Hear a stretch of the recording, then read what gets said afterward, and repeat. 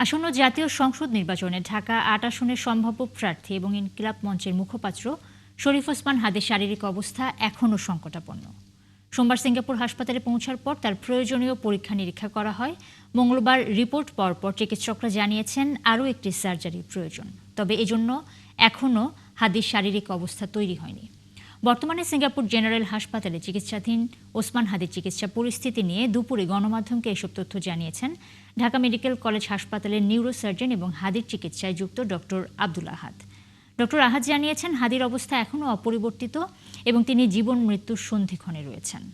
দেশটির নিউরোসার্জনদের সবশেষ মূল্যায়ন অনুযায়ী হাদির ব্রেনের ইসকেমিক পরিবর্তন এবং এইডিমা কমেনি। চিকিৎসকদের মতে চিকিৎসার ক্ষেত্রে একটি নির্দিষ্ট সময়সীমাকেই সবচেয়ে গুরুত্বপূর্ণ ধরা হচ্ছে।